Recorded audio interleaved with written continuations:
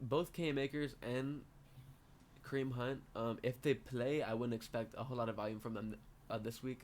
This is probably the best week to play Jerome Ford. Like, I don't know about the matchup, but like just in terms of if you're scared of like a carry split, it should be a heavy dose of Jerome Ford this week. But maybe later Kareem Hunt can come into the fold, but there's nothing as of right now to like say like I'm scared of him if I was a Jerome Ford owner. Yeah, I would agree with the Cream Hunt not being worried about him. I think it's Mm-hmm. more of a depth add. I think they want to try and use Jerome Ford like a one for one for Nick Chubb, give him the 70% of the work, 60 to 70% of the work.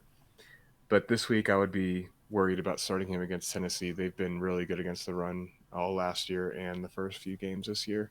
Mm-hmm. Um, so outside of him catching dump offs and racking up points through like PPR, I don't expect him to get much between the tackles this week.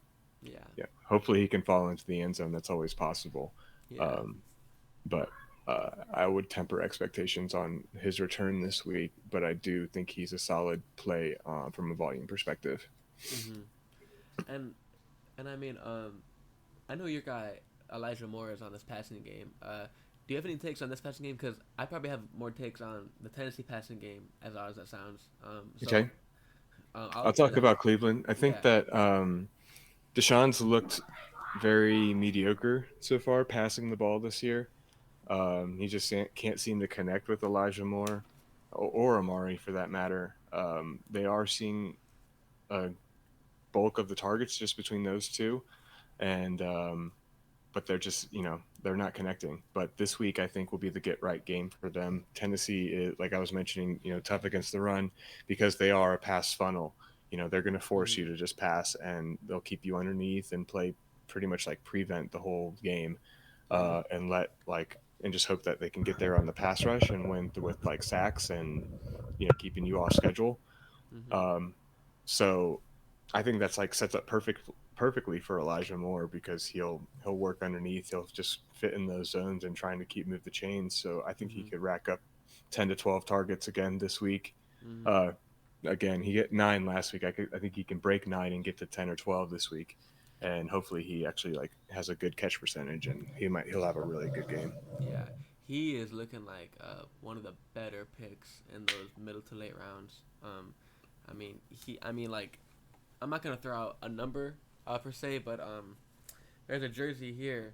Um, this guy Juju scored a lot of points, kind of playing this role. And I know Amari Cooper is no AB and he's been hurt, but with or without him, it's like these good football players that are. I mean, like, say which one about Juju now. His like knee is like, I don't know, like what they said, like it's gonna explode. But like a young Juju had some juice, and could get open underneath, and that leads to like I think Juju had like 111 catches one year. Like, I'm not saying Elijah Moore is gonna do that, but there's a lot of similarities. Same division, rivals, talented young players. I mean, he's in a role that could yield a whole lot of PPR points, and around the guys that was like going with them. I mean, he's probably one of the best plays out of all those receivers. So I think that's a great pick by you. And Thank you. I just want to show this too. So Yeah, I've been very happy with his shares, despite him not really coming through these first 2 weeks. Happy to see the target share and the usage, because that's what we were really banking on when we drafted him was that role that he was going to have, and that role is come to fruition. So now it's just a matter of coming through, and I think mm-hmm. he's going to this week. This week will be his like